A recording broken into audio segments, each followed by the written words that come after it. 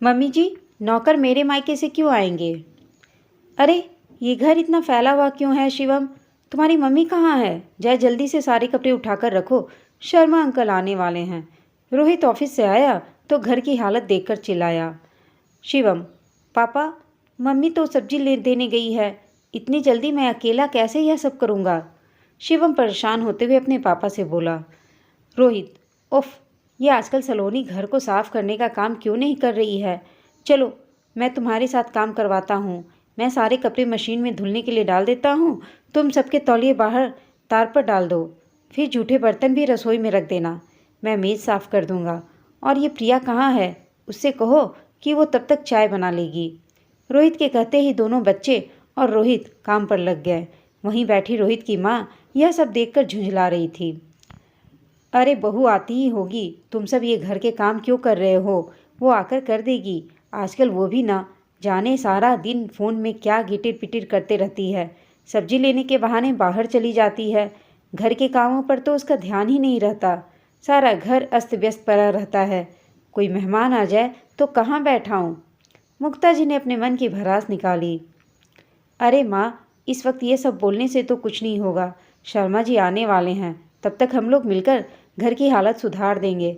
अगर सलोनी का इंतज़ार करेंगे तो काम नहीं हो पाएगा। रोहित बोला। 10-15 मिनट में तीनों ने मिलकर घर साफ कर दिया। कपड़े भी साफ हो गए। अब घर की हालत कुछ सही लग रही थी। थोड़ी देर में मेहमान भी आ गए। प्रिया ने सबके लिए चाय बनाई और शिवम ने नाश्ता लगाया। अभी सब चाय नाश्ता कर ही रहे थे कि सलोनी भी वापस आ गई। घर की हालत देखकर मन ही मन मुस्कुराई और हाथ मुंह धोकर मेहमानों के पास ही बैठ गई। थोड़ी देर में ही मेहमान वहाँ से चले गए और सलोनी खाना बनाने के लिए रसोई में। रात को डाइनिंग टेबल पर, मम्मी जी, आज तो पापा और हमने मिलकर पूरा घर साफ कर दिया, वरना अंकल के सामने हमें बहुत शर्म आती। हाँ मम्मी, पता है आपको, पापा ने सारे कपड़े धो दिए और मेज वगैरह भी साफ की। और मम्मी, आज तो मैंने चाय भी बनाई, प्रिया ने कहा। सलोनी बच्चों की बात सुन रही थी और मुस्कुरा रही थी। तभी सासू माँ ने कहा, देखो कैसे महारानियों की तरह मुस्कुरा रही है। अरे मेरे बच्चों से काम कराते तुम्हें शर्म नहीं आती? ये सारे काम तुम्हारे हैं, लेकिन तुमने तो कोई काम ना करने की जैसे कसम खा ली है। बस रोज़ सब्जी लेने के बहाने घर से बाहर चली जाती हो। काम करने क्या तुम्हारे मायके से नौकर आएंगे? सलोनी, मम्मी जी, नौकर मेरे मायके से तो नहीं आएंगे। हाँ, अगर घर के सब लोग मिल बांट कर काम करें तो सारे काम आसानी से हो जाएंगे। और ये कहाँ लिखा है कि ये सारे काम मेरे अकेले ही हैं? क्या बाकी सब लोग इस घर में नहीं रहते? मम्मी जी, अब मैंने काम छोड़ना सीख लिया है। 1 मिनट माँ। सलोनी, तुम माँ की बातों का बुरा मत मानो।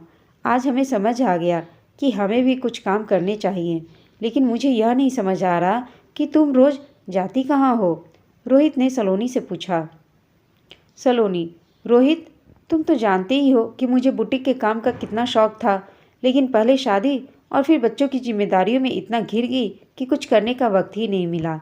अब बच्चे बड़े हो गए तो सोचा अब अपने शौक को पूरा कर लूँ, लेकिन बच्चे तो बड़े होकर भी बच्चे ही बने रहें। अपना कोई भी काम खुद नहीं करते। अपने कपड़े भी इधर उधर फैला देना। तुम्हारे ऑफिस और बच्चों के स्कूल जाने के बाद मैं बस घर को साफ करने में ही लग जाती हूँ। बच्चों की भी गलती नहीं है। उन्होंने जैसा अपने पिता को देखा वैसे ही तो वो भी करने लगेंगे। आपको भी कोई काम करने की आदत तो है नहीं। घर में सबको केवल सलोनी ही काम करने के लिए दिखाई देती है, लेकिन सब ये भूल गए हैं कि सलोनी की भी अपनी कुछ इच्छाएं हैं, कुछ वह भी सोचती है।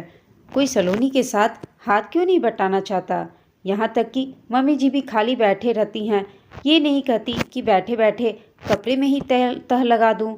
आपके और बच्चों को कितने दिन से कह रही थी कि कम से कम अपना सामान जगह पर रखो, लेकिन किसी ने मेरी बात पर ध्यान नहीं दिया। इसलिए मैंने काम को ऐसे छोड़ने का फ़ैसला किया और एक फ़ैशन डिज़ाइनिंग स्कूल ज्वाइन कर लिया है, जहाँ मैं रोज़ शाम को 1 घंटे के लिए जाती हूँ। अब देखो मेरी तरकीब काम आई। आज जब सिर पर चढ़ी तो सबने मिलकर साफ़ सफाई भी कर दिया और चाय नाश्ता भी बना लिया। रोहित, अगर सब लोग मिलजुल कर रोज़ थोड़ा थोड़ा काम करें तो मुझे भी इतनी परेशानी नहीं होगी और मैं भी अपना शौक़ पूरा कर सकूँगी। सलोनी की आँख नम हो गई।